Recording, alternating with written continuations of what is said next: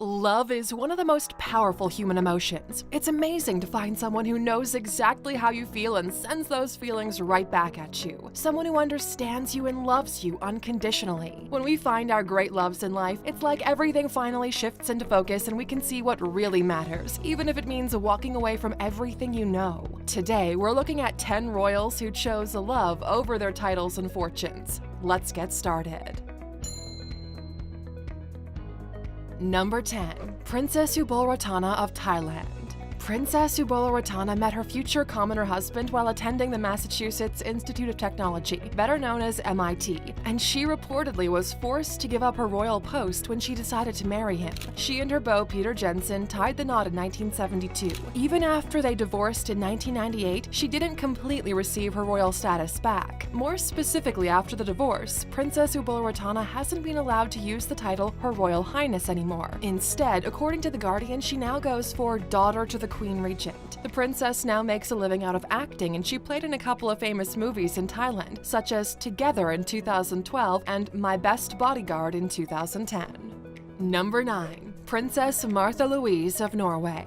This one's anything but boring, believe us. She was the first and only child of King Harald V and Queen Sonja of Norway, and in 2002, 30-year-old Princess Martha Louise married a commoner, more specifically an author, Ari Behn. However, their marriage ended in 2017. Since she didn't marry a member of the royal family, the princess was stripped of her royal duties, but she's now making a living as a clairvoyant and a children's book author. Rumor has it she's even founded an angel school to teach people to communicate with angels, which is an interesting twist, I guess. And in 2019, Princess Martha Louise officially announced on her Instagram she'll no longer use the title princess in commercial contexts, after overusing it for her tour called The Princess and the Shaman. A press release confirming she gave up the title was published in the papers a few days after the Instagram post. Number 8. King Carol II.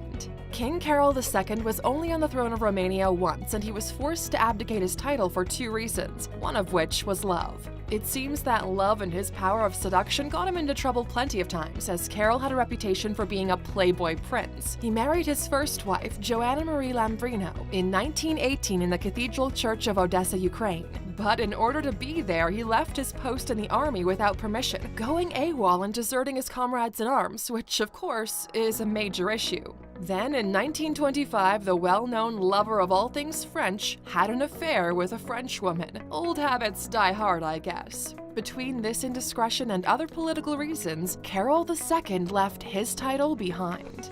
Number 7. Prince Friso of Orange-Nassau.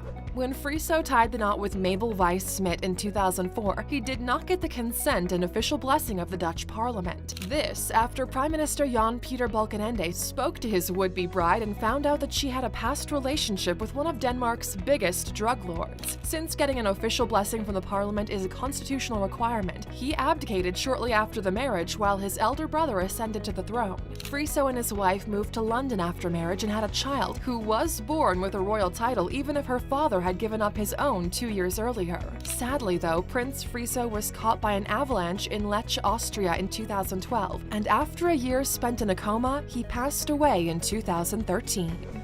Number 6. Mark Phillips and Princess Anne. Captain Mark Phillips was the first husband of Princess Anne, also known for being the first daughter of Queen Elizabeth II. They married on November 14, 1973, and had 2 kids together, Peter and Zara Phillips, who were born without royal titles. Rumor has it that when the two got married, Queen Elizabeth traditionally offered Phillips an earldom, but he refused it for unknown reasons. He gave up his title as captain in order to marry Princess Anne. However, the couple separated in 1992 after it was discovered he'd had a child outside of their marriage. Number 5. King Edward VIII. Also known as the most famous king who abdicated his throne for love. In 1936, King Edward of the UK voluntarily abdicated the throne to marry Wallis Simpson, an American and 2-time divorcee. Aside from marrying a commoner, at the time the church refused to marry those who had been divorced, so Edward abdicated because he couldn't have continued as the head of the state and church without a religious ceremony. Out of love for Wallis, the former king left the throne to his brother George VI, who later gave it to his daughter Queen Elizabeth II. And just like the case of Princess Ubolaratana of Thailand, Edward still had the title but wasn't allowed His Royal Highness. This one just feels like true love, as controversial as it was at the time. Number 4. Princess Madeleine of Sweden.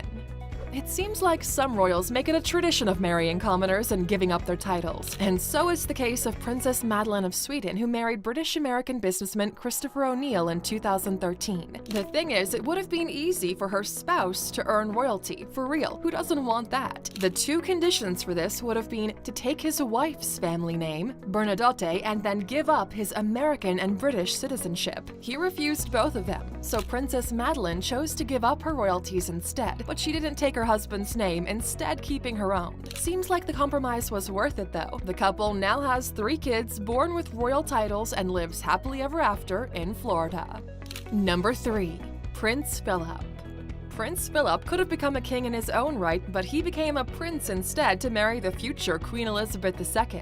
It's not common knowledge everywhere that Prince Philip, who became Duke of Edinburgh when he married Elizabeth, was born Prince of Denmark and Greece. Before the marriage, he also adopted the last name of his maternal grandparents, Mountbatten. And while Prince Philip didn't exactly give up a massive fortune, he did give up royal titles in 2 countries for Elizabeth. But why wasn't he named king when he married? In Britain, Queen is more of a symbolic title. The wives of monarchs are usually named so. The most common titles, though, are actually Queen Consort or Princess Consort. For example, when George VI became king, Elizabeth's mother, also known as Elizabeth I, became Queen Consort. But interestingly, when a man marries into the British monarchy, their title is Prince Consort and never King Consort.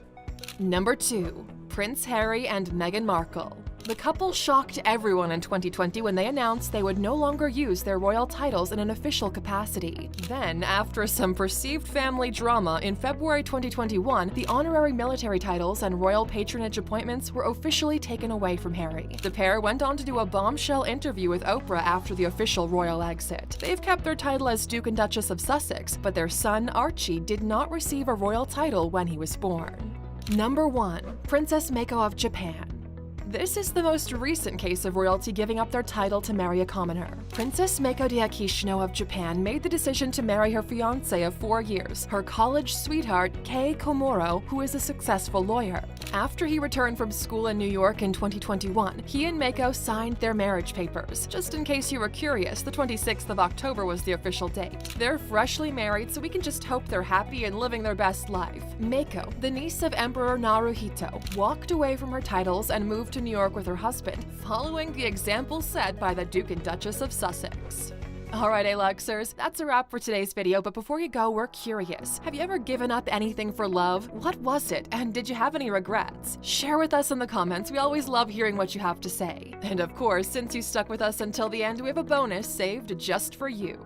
The Harry and Meghan interview rocked the British royal family. Accusations of racism and neglect for Meghan's failing health came to the surface after the explosive interview, which CBS actually paid between $7 and $9 million for the licensing rights to air it on TV, even though Meghan and Harry weren't even paid for the interview.